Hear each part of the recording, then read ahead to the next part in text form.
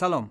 روز 21 اپریل بیش از 3000 ساکن دهات چارکوه و خواجه اعلای تاجیکستان همراه با ساکنان دهه سمرقندک قرقیزستان کانال آب را که از خواجه اعلا تا سمرقندک 5 کیلومتر طول دارد تازه کردند. در همین حال معاون نوی سروزیر قرقیزستان عبدالرحمن محمدعلیف میگوید مشکل تشخیص و علامتگذاری مرزهای قرقیزستان با کشورهای همسایه وظیفه اولین درجه حکومت است و حل آن گرو جلوگیری از نزاعها می باشد. به قول این منصبدار قرقیز که ماه روان به وظیفه معاون سروزیر پیشبری شده است، مقامات به نیازهای ساکنان مناطق نزد مرزی کمتر توجه ظاهر نمودند و تا حد نظارت را از دست دادند. در صحبت با خبرگزاری قرقیزی توشتوق محمدعلیف گفته است: هزارها سال این جانب تاجیکان، قرقیزها و ازبکها همراه زیستند و کسی به جای دیگر کوچ بستنی نیست، نه آنها و نه ما. از این رو مشکلی ها باید بر پایه احترام به همسایه ها رفع گردند.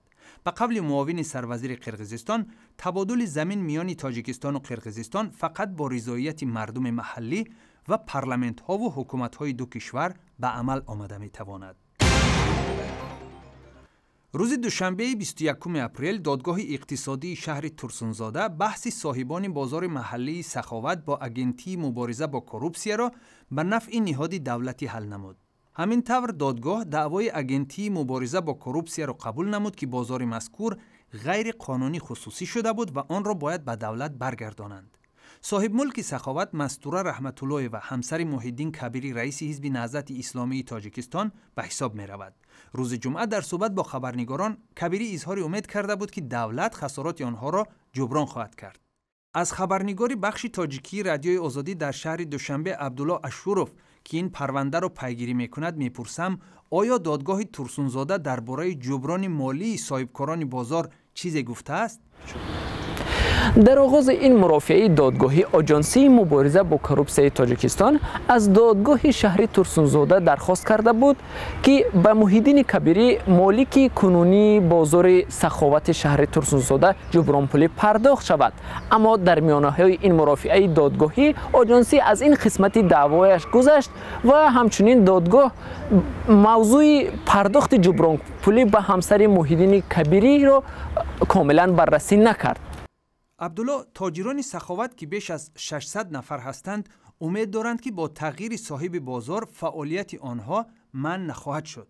در این باره دادگاه چی میگوید؟ حکمی که دادگاه ترسونزاده امروز صادر کرد تنها به غیر قانونی خصوصی گرداندن میدان ورزشی این شهر دخل دارد که بعداً به بازار تبدیل داده شده است. از این رو حالا این انشاءات به توازن حکومت ترسونزاده گذشت و همکنون اختیار در دست منصبداران این شهر است که در آینده چی تصمیم میگیرند. آیا بازار دوباره به ورزشگاه تبدیل داده می شود و یا نه؟ حالا این حکمی صادر کرده دادگاه ترسونزاده مقامات را برای تخریب بازار و به ورزشگاه تبدیل دادن آن موظف نمی‌کند. ساکنان دهه آفت‌زده آدینبای جماعت سرچشمه ناحیه شورآباد می‌خواهند آنها را به ناحیه دنقره کوچانند. در صحبت با رادیوی آزادی آنها اظهار نمودند که به آنها در خود ناحیه شورآباد و یا ناحیه قمسنگیر مکان نوی زیست پیشنهاد کردند، ولی ساکنان دهه 4 سال پیش از پرزیدنت کشور درخواست نموده بودند که آنها را به دنقره کوچانند و حالا هم فکرشان تغییر نیافته است.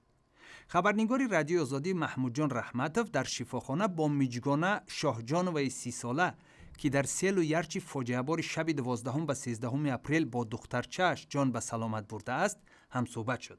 میجگانه میگوید با آمدن سیل آنها 3 عائله به خانه بابای قربان که بلندتر از راه آبگذر جایگیر بود پناه بردند، اما یک باره بام خانه فرو ریخت و آنها تا آمدن گروه نجات در زیر دیوار خانه ماندند. والله مچی آوردم بالای پونده یا زنه قطی گودکش مرده بوندگی ای بالای دیوالای خانه والله آوردن زدن قد سبک کردن روی پوما بعد با بنده نمیدونم با چیزی کشیده گرفتم پوما.